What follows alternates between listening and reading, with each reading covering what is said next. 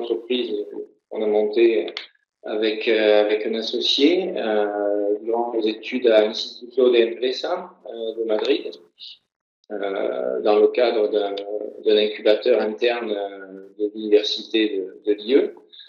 Et puis, on s'est retrouvé quelques mois après, au bout de 6 mois, l'été 2013, avec notre MBA et en recherche de financement. Et on a pu monter notre société comme ça. Et c'est basé sur de la vente, de tickets pour les événements sportifs et concerts et autres. Pour l'instant, on commence surtout dans le foot. Mais l'idée, c'est de vendre des tickets à la dernière minute aux enchères. Mais je vais y revenir un peu plus tard en détail, donc on va pas s'éterniser sur ça. Donc l'objet de la conférence, c'est l'avenir du commerce en ligne, à savoir choisir son prix. Parce qu'on va voir qu'il y a plusieurs façons de choisir son prix dans le commerce en ligne aujourd'hui. Donc, si vous voyez l'agenda sur la présentation ici, donc en première partie, les ventes aux enchères, les prix dynamiques. Donc là, on va voir en quoi ça consiste, et surtout aux États-Unis, c'est bien implanté. La vente sans prix, qu'est-ce que c'est? Bon, c'est laisser le client choisir son prix. On va voir comment ça marche. La vente à perte déguisée, ça c'est un élément que j'ai rajouté à l'agenda un peu plus tard parce que j'ai pensé que c'était assez à propos aujourd'hui parce que c'est une tendance qui commence à se répandre de plus en plus. Et pour finir, l'avenir du commerce en ligne, qu'est-ce qu'on imagine, comment ça va évoluer tout ça, ces nouvelles tendances de choisir son prix. Donc on va commencer par les ventes aux enchères. Donc il y a à peu près 3 ou 4 slides sur les ventes aux enchères, puisque c'est le secteur que je connais pas mal, puisque c'est le cœur de métier de ma société. Donc, je vais commencer naturellement qui est un peu la référence absolue dans les enchères en ligne. Donc, c'est une société qui est fondée en 95 avec un fondateur qui est français, d'origine iranienne, qui s'appelle Pierre Omidyar, 47 ans. Donc, si vous faites le calcul, il avait 27 ans quand il a créé eBay, donc belle réussite. Souvent, on se rend pas compte que c'est un Français qui a créé eBay. Ça a eu tellement de succès aux États-Unis qui après s'est répandu dans le reste du monde. Donc, on croit que c'est une entreprise faite qui vient des États-Unis, mais en fait, bon, c'est un Français qui est à l'origine de ça. Chiffre d'affaires 2010 que j'ai pu trouver, je n'ai pas trouvé le plus récent, mais bon, 90 milliards de dollars, c'est assez. Encore, on voit qu'il y a un marché à la fois dans le neuf, dans l'occasion, sur eBay colossal. Même si on en a beaucoup moins qu'il y a à peu près 10 ans, eBay, ça reste puissant. Ils ont beaucoup d'argent, beaucoup de cash. Ils ont acheté en 2015 PayPal, tout le monde connaît. Et en mars dernier, ils ont fait un partenariat avec Sotheby's sur le marché de l'art. Donc, ils sont non seulement maintenant implantés dans les ventes aux enchères à gros volume, mais aussi dans le marché de niche de l'art. Donc, c'est un gros succès. Ce qui nous intéresse ici, c'est quel est le principe d'eBay. Donc, tout le monde sait qu'il y a une forme d'enchère, mais il y a une histoire un peu plus détaillée derrière. À savoir qu'au début, eBay, il mettait des enchères avec nom qui étaient cohérents. Genre, un téléphone qui vaut 500 € neuf, l'enchère débutait à 200 €. Et ensuite, ça se vendait au plus offrant, naturellement. Donc, ils se sont rendus compte qu'avec des enchères comme ça, ils n'avaient pas, ils attiraient pas le nombre maximum qu'ils pouvaient espérer d'utilisateurs et de potentiels clients sur leur plateforme. Donc, ce qu'ils ont fait, ils ont fait une stratégie à 2 têtes, à savoir des enchères, mais aussi de l'achat immédiat. Donc, ces 2 options, ça leur a permis beaucoup plus de latitude au niveau des mises minimum des enchères. C'est-à-dire qu'ils ont lancé ça au début des années 2000, de faire des enchères à 1 €, de généraliser les enchères à 1 € de manière à attirer le maximum de monde. C'est-à-dire que dans ce cas-là, on va voir des fois des enchères ridicules par exemple, Si on a une enchère pour une Ferrari qui vaut par exemple 100 000 euros, on la fait démarrer à euros, on se dit c'est fou, parce que si jamais elle part à une cinquantaine d'euros, la Ferrari, ça va être catastrophique pour le vendeur. Mais en fait, ils se sont rendus compte que tout se régule naturellement parce qu'il y a des gens qui regardent les enchères des produits chers de ce type de façon très suivie. Et on va par exemple passer 3 jours d'enchères entre 0 entre 1 et 50 euros. Et d'un seul coup, il y a quelqu'un à la dernière seconde de l'enchère qui va mettre une enchère, par exemple, à 60 000 euros pour une voiture de 100 000. Donc, on finit toujours par être cohérent, naturellement. Mais l'avantage, donc, ils arrivent au même résultat que quand ils mettaient des mises minimum cohérentes en fonction du prix du bien. Et la différence, c'est qu'au lieu d'attirer, par exemple, 100 miseurs sérieux, ils vont attirer 100 miseurs sérieux plus peut-être 500 miseurs de bas calibre ou pas si sérieux que ça. Mais qu'est-ce qui les intéresse ici? C'est capter les clients. Donc là, en mettant les enchères à 1 euro, ils ont augmenté leur portfolio B2C, leur portfolio de clients directs de façon énorme, parce que les gens s'enregistrent sur eBay, ça devient des utilisateurs eBay qui peuvent être contactés par Uber, qui peuvent être contactés pour des fonctions marketing, etc. Du coup, qu'est-ce qui se passe? On a de l'autre côté l'achat immédiat. Donc, ils ont été très intelligents sur ça, c'est-à-dire qu'ils ont attiré avec les enchères à 1 euro un maximum de clients. Et une fois que les clients étaient sur la plateforme, eBay proposait, à travers des vendeurs, de l'achat immédiat, c'est-à-dire que ça devenait un commerce en ligne traditionnel. Donc, en tirant parti de la communauté créée via les plus en plus de produits. Et aujourd'hui, c'est environ, si je ne me trompe pas, entre 70 et 80% des ventes qui se font par achat immédiat. Donc, ils ont vite vu que les enchères pouvaient être en fait un outil d'appel pour les gens qui veulent un peu voilà, s'ils arrivent à trouver le juste prix, à la fois en dépensant minimum, mais tout en gagnant en enchères. Et de notre côté, attirer tous les consommateurs possibles et imaginables pour l'achat immédiat. Donc, dans le schéma d'eBay, pour résumer, on a un produit, plusieurs miseurs et un gagnant. Donc là, je vais passer à une autre partie qui est NeverEmpty, donc ma société, pour faire un peu le comparatif. Donc, fondée en 2013, double service B2B, B2C. Pourquoi? Parce que nous, on signe des contrats avec des clubs de football, bon, maintenant avec d'autres sports, dans le basket, on commence à regarder les concerts, les théâtres. Donc l'idée, c'est de signer un contrat, par exemple, avec un club et lui dire, voilà, nous, on va vous aider à remplir votre stade, à la fois pour faire plus d'argent, donc avec les ventes de tickets, mais aussi pour donner une meilleure image de marque à votre club, à savoir quand il y a des retransmissions télévisées, ça fait toujours une meilleure impression, un stade plein qu'un stade vide.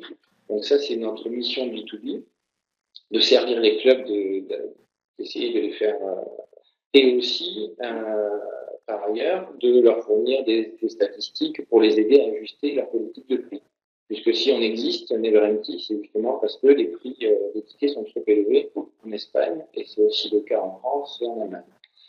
Et non, en France, pardon, et en Italie, sachant que l'Angleterre et l'Allemagne se débrouillent le mieux sur ce point-là. La partie B2C, c'est quoi notre mission? Ben, c'est très simple, c'est donner aux gens qui vont occasionnellement au stade l'opportunité d'aller voir leur match en live à un prix attractif. Donc l'idée, c'est de faire des enchères basses, donc avec un prix de plancher assez bas, pour que les gens puissent être motivés à non pas regarder le match à la télé, mais à voir le match en live au stade. Et c'est dans ce cas-là qu'on met en avant le fait de choisir son prix. C'est-à-dire que moi, par exemple, j'aime le foot, mais je ne suis pas un grand fan. Et je me dis, tiens, il y a le Real Madrid qui joue, mais bon, à 100 euros la place, moi, j'y vais pas. Par contre, je vais mettre une mise à 40 euros, parce qu'à 40 euros, avec mon budget et tout, ça m'intéresse de me déplacer si jamais je gagne pour 40 euros. Si je perds pour 40 euros, si je perds avec ma mise de 40 euros, c'est pas grave. Je n'ai pas mon ticket, mais je ne suis pas débité, je ne vais pas au match, ça s'arrête là. Donc c'est pas pour les aficionados inconditionnels qui veulent leur place à tout prix, c'est pour les clients occasionnels qui ne vont pas, qui restent à la maison à regarder le match à la télé, uniquement pour une question de prix. Voilà le principe. Donc nous, on fait des enchères à X euros, j'ai mis. Pourquoi? Parce que c'est une mise définie par un club. C'est-à-dire qu'aujourd'hui, par exemple, une entrée qui vaut 30 euros, on va mettre une enchère à un minimum autour de 10, entre 10 et 15 euros. Et cette mise minimum, c'est-à-dire que les clients ne pourront pas miser moins que ça. Donc ça, c'est le club qui nous impose pour éviter d'avoir des mises ridicules et de casser leur politique de prix. Parce qu'ils sont encore assez frileux. C'est un milieu assez traditionnel, le sport sur le foot. Donc il faut accompagner les clubs petit à petit à se rendre compte que la mise minimum, il faut la mettre de plus en plus basse pour avoir un maximum de traction, qu'a fait eBay avec les enchères à 1 euro, hein, plus ou moins. Et on commence à songer pour la prochaine saison à mettre en place un principe d'achat immédiat pour justement surfer sur la tendance qu'a introduite eBay, à savoir les deux canaux. De l'autre côté, l'achat immédiat, faire des ventes en volume et faire pas mal de marge. Et la spécificité du Never Empty, c'est qu'on a plusieurs produits, plusieurs misères et plusieurs gagnants. Parce qu'on met aux enchères autant de sièges dans le qu'il y a à remplir, c'est-à-dire que c'est très dynamique, on n'a pas un lot fixe à remplir. C'est-à-dire qu'on dit au club, nous on encaisse toutes les enchères. Ensuite, en fonction de ce que vous avez à remplir, on va faire gagner les enchères les plus hautes que vous avez à remplir aux places vides, et puis tout ce que vous aurez déjà rempli. Par exemple, si on a 300 miseurs, 300 personnes qui ont fait des mises, et on n'a que 200 places de libre dans le stade à remplir, bon, on va mettre en place un système de prix gagnant qui ne fait gagner que les 200 mises les plus hautes, et les 100 mises les plus basses vont perdre, ne perdent pas leur argent, mais ils perdent l'opportunité d'avoir le ticket. Donc ça, c'est la spécificité par rapport à eBay, c'est que sur eBay, on a un produit et un gagnant. Chez nous, on a plusieurs produits et plusieurs gagnants. Et à venir, donc, je vais le dire, c'est qu'on commence à songer à se servir des enchères comme un prix d'appel, comme un produit d'appel, et introduire l'achat immédiat pour augmenter les marges. Et on reviendra à ce principe à deux têtes un peu plus tard sur un autre slide. On va voir que c'est la tendance aujourd'hui d'avoir comme un système de vase communicant, c'est-à-dire qu'on perd d'un côté mais on gagne d'un autre. Et l'idée, c'est de créer le maximum de mouvement et de traction sur la plateforme de e-commerce. C'est ça le plus important. Donc, deuxième partie, donc là, on a fini avec les enchères.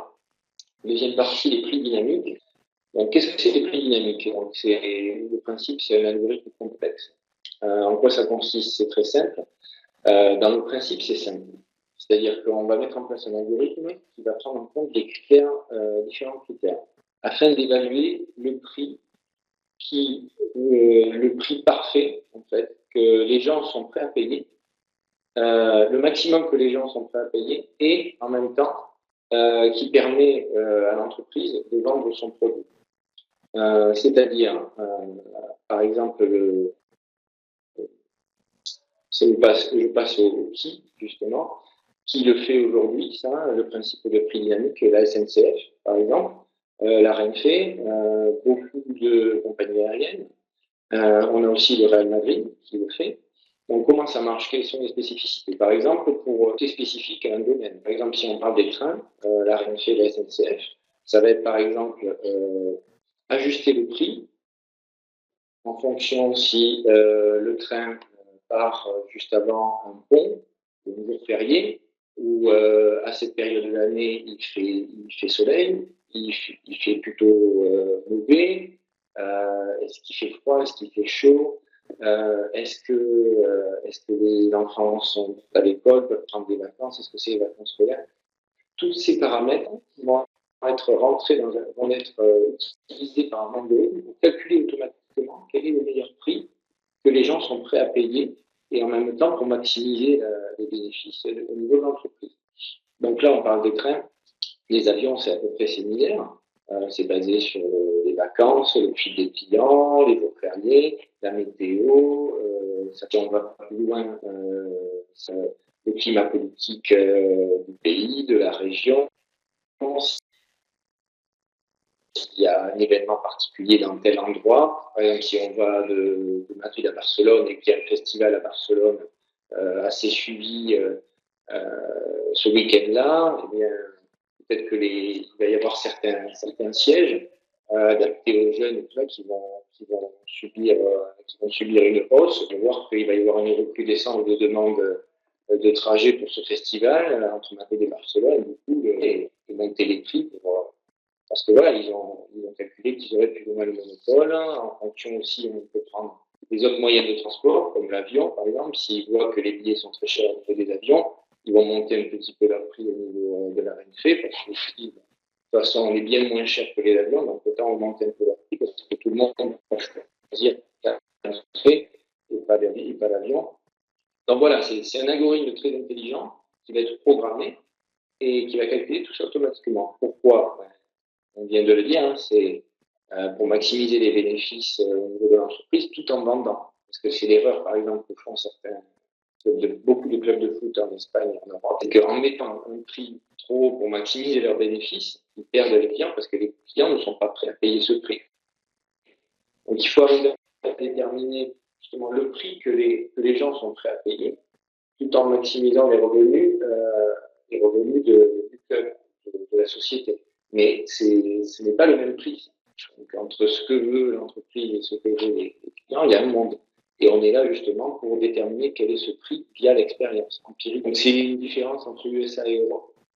Aux États-Unis, ils appellent ça le dynamic ticket pricing. Donc c'est les prix dynamiques, bons, tickets, produits, etc.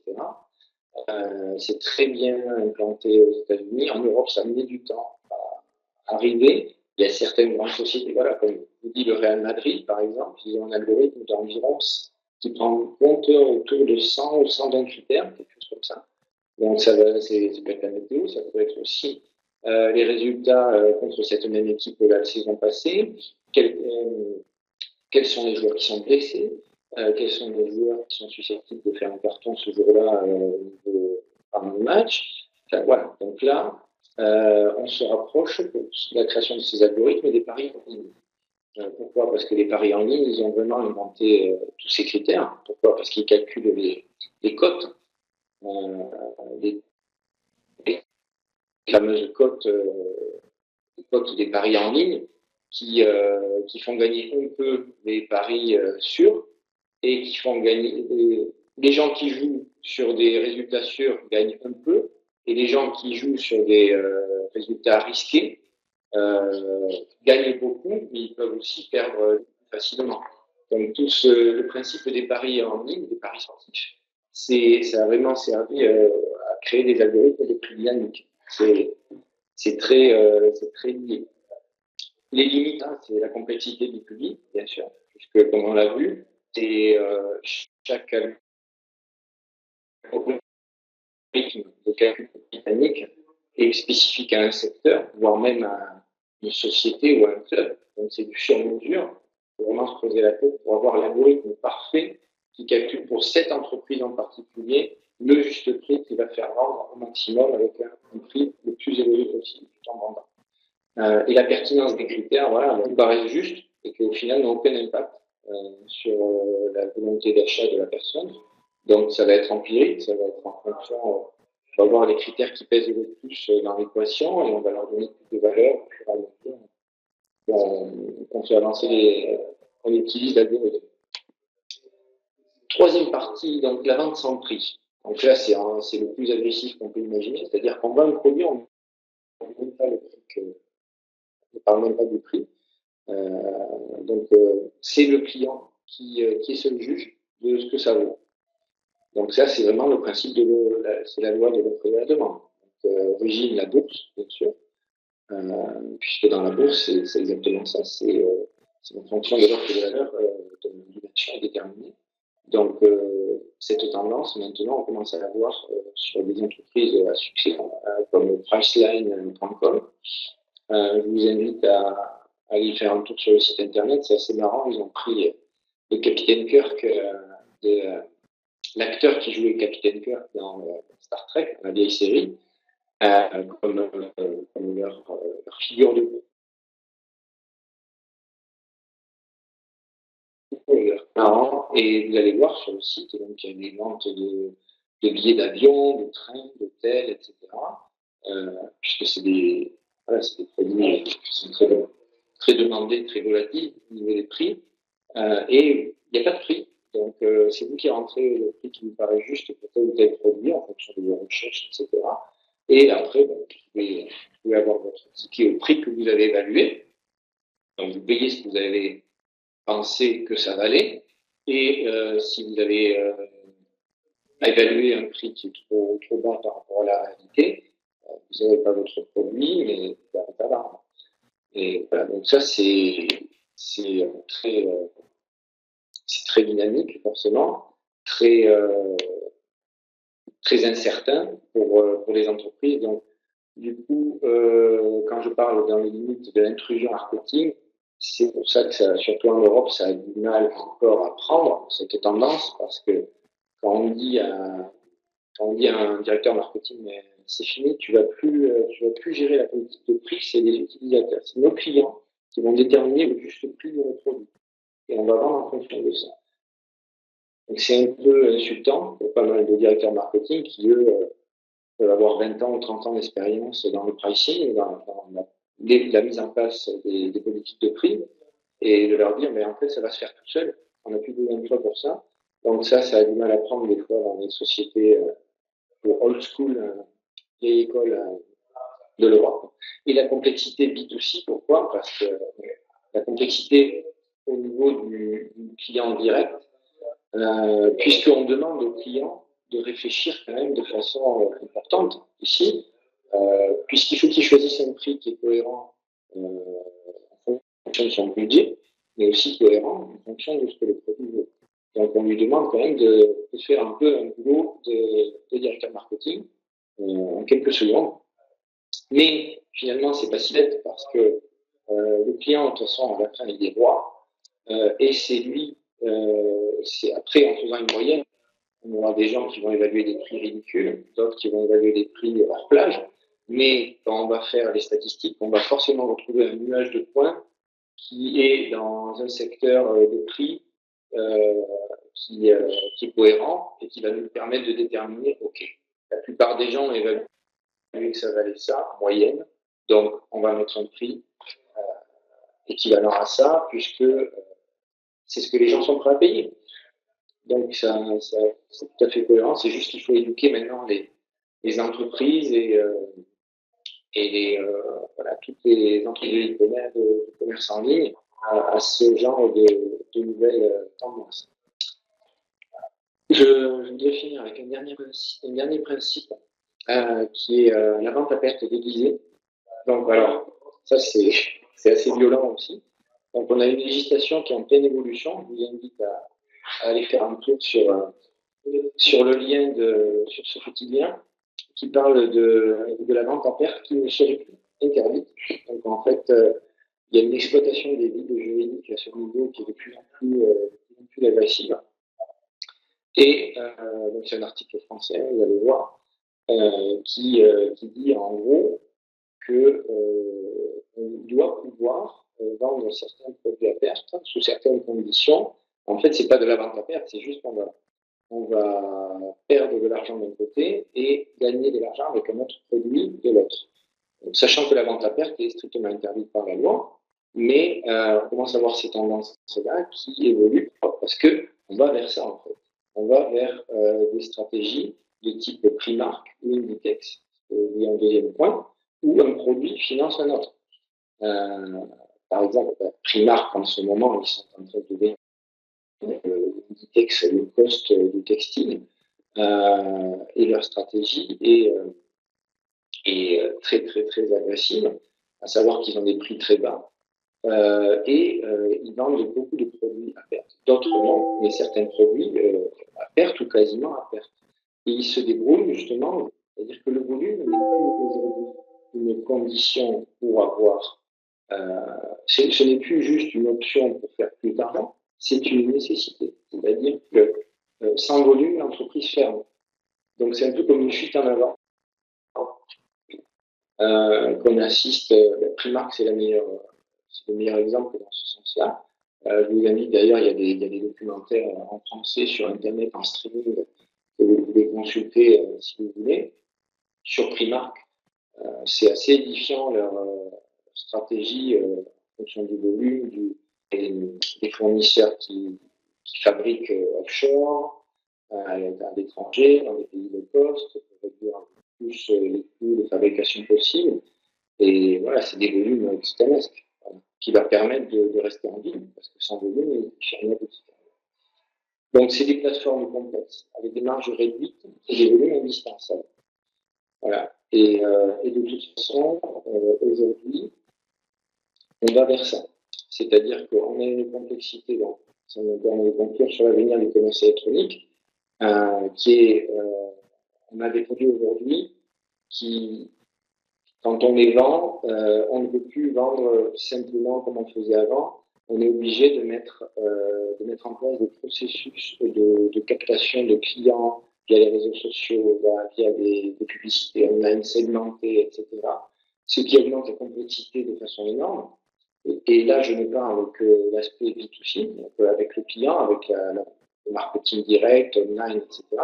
Mais là, je ne parle même pas de l'aspect approvisionnement, parce que maintenant, c'est la course. Je veux dire, à l'époque, il y avait la Chine, tout ce qui était produit manufacturé à bas prix.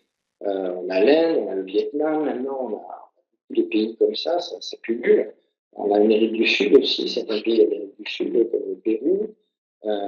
Ça, les produits manufacturés à bas coût, ça devient une nécessité pour les grands groupes comme ça, parce que les marges sont tellement réduites aujourd'hui qu'on est obligé de réduire on est obligé de réduire à tous les étages, réduire le nombre d'intermédiaires, etc.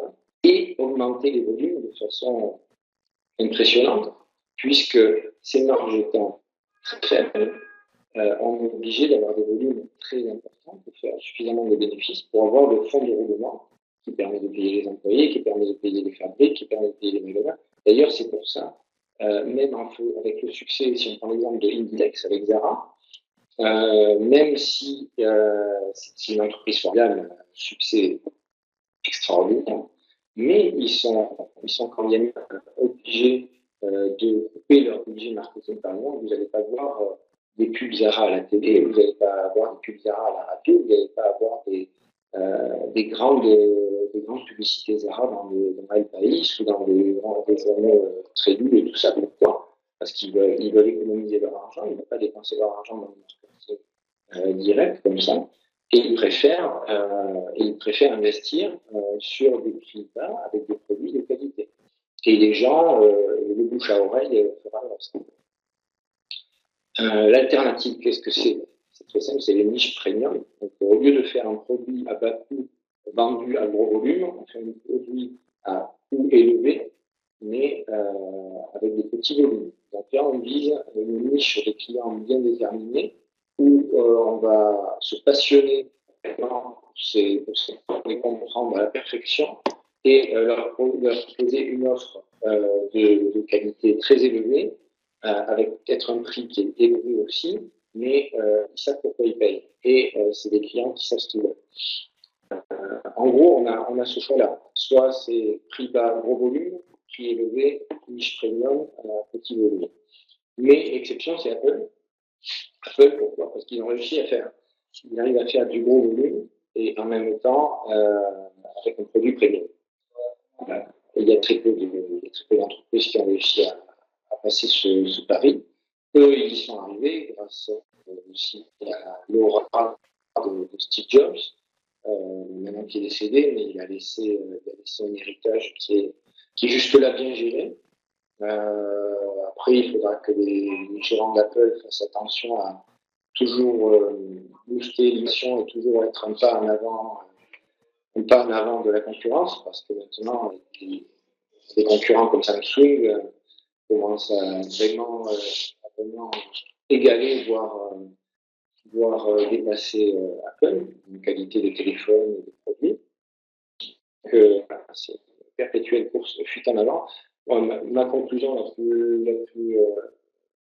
plus significative sur ce sujet, c'est que ça va pas, la complexité va aller en augmentant sur la gestion des business. On va avoir de la, de l'électro, enfin, on va avoir de l'informatique pour gérer des choses, tous les, tous les achats et les livraisons, la distribution de façon automatique. Tout ça, ça va se complexifier de plus en plus et s'automatiser de plus en plus. Pourquoi? Parce que les marges sont de plus en plus faibles. On doit vendre des produits en général de façon avec des prix les plus bas possibles et avec des volumes de plus en plus importants. Donc ça, c'est l'avenir. Et pour quelques exceptions, la niche premium, mais dans ce cas-là, il faut exceller, parce que si on n'excelle pas, si on a visé la niche premium, on se planter très vite et fermer les boutiques très très vite. Voilà. Donc j'en ai terminé avec la conférence et j'espère que ça vous a plu. Et si vous avez des questions, n'hésitez pas, on peut faire, on va dire, 5 petites minutes de questions si vous voulez, via le chat et puis je vous répondrai. Hein.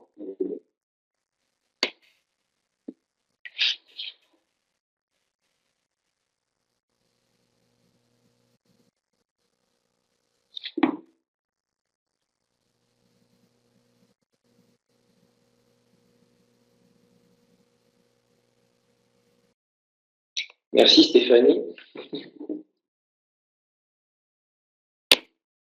J'espère que sur le marketing online, tu me diras.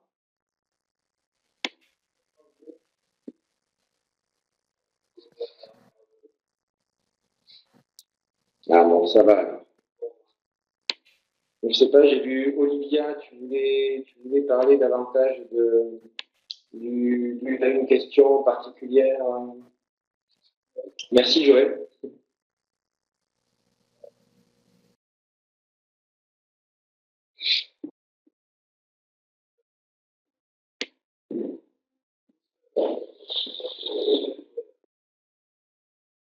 Ok, parfait.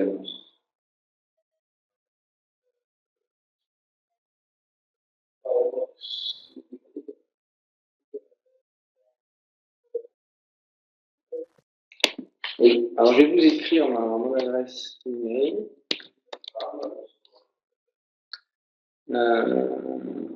Parce que je ne sais pas si il y a des mecs.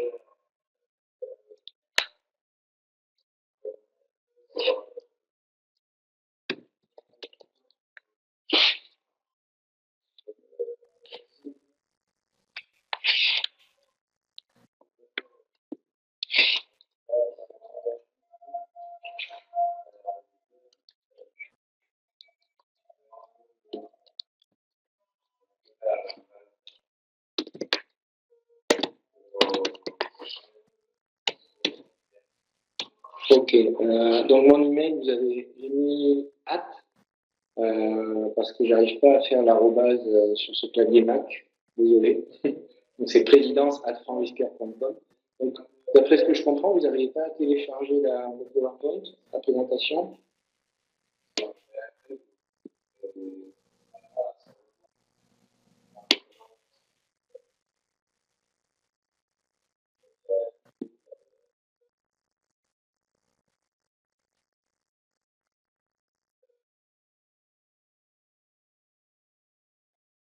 Avec plaisir, Franck.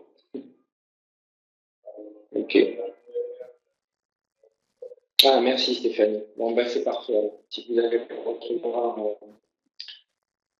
automatiquement, c'est parfait. Ok. Donc on fournira le. Ah, d'accord. Donc Stéphanie a ajouté les commentaires. Parfait. À télécharger sur salonfrancophone.com. Parfait. Voilà, donc je vais vous laisser. Merci bien, merci pour vos attentions et bonne journée. Et si vous avez des questions supplémentaires, vous souhaitez me contacter, vous avez mon email, présidente@transvisca.com. Et allez-y. Voilà, merci Serval. Voilà. Merci à tous. Au revoir, bonne journée.